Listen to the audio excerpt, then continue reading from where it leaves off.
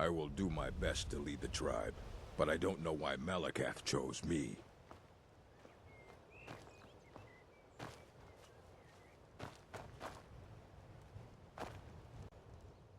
I am surprised that Gullerzoob was named chief. All right, then.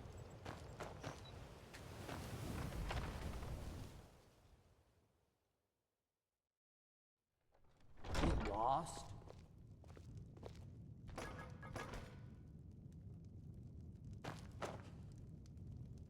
May your weapons be sharp, and your prey fresh. Fight well. Malacath demands much of us now. We will not fail him again.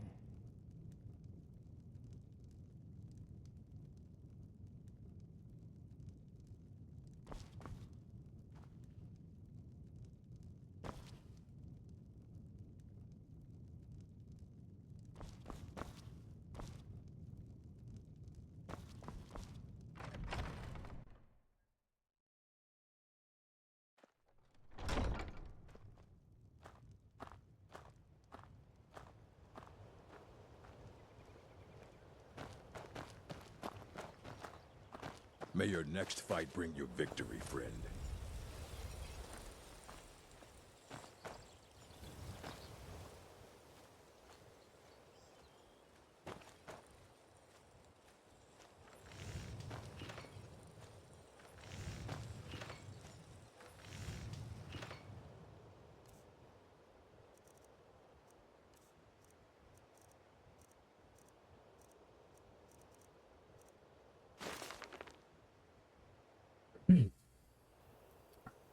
The Code of Malacath, The Sellsword's Guide to Orc Strongholds by Amanda Aaliyah, Mercenary.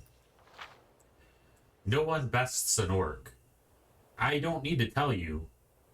I don't need you to guess how many times I've heard that boast in some dingy tavern or screamed at the top of the lungs by some fellow sellsword with too much fire in him. But I'd be lying if I said the orc strongholds don't take those words as law. There are a few places where Miss Aaliyah would tell you that tradition and the old ways make for a better fighter, but with the orcs it seems like staying true to your ancestors is the path to victory. Let me start a few steps back. The orc strongholds have existed as long as the orc race has, according to them. There are armored camps in the least and fortresses at the most. Every man, woman, and child inside the walls is trained from birth to defend it. All their weapons and armor are smithed right there in the stronghold.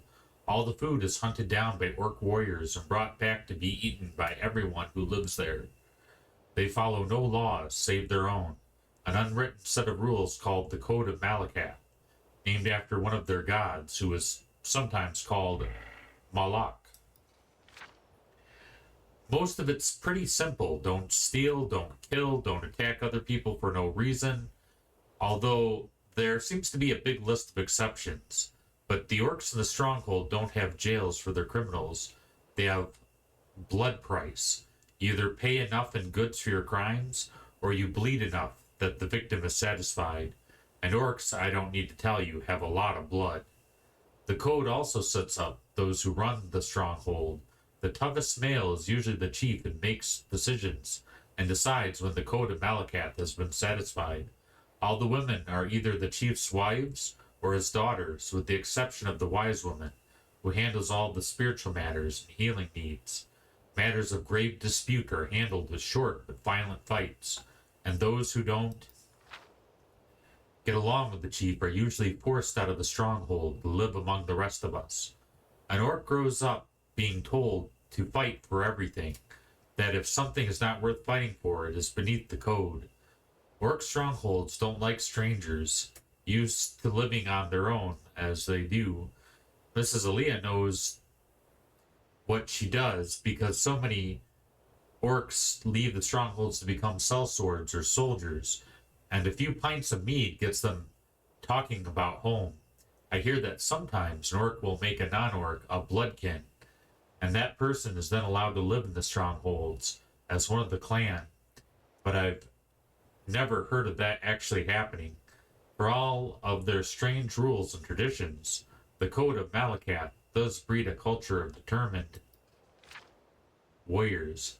They're focused in ways that an average sellsword isn't. They don't hesitate to draw weapons and settle matters openly.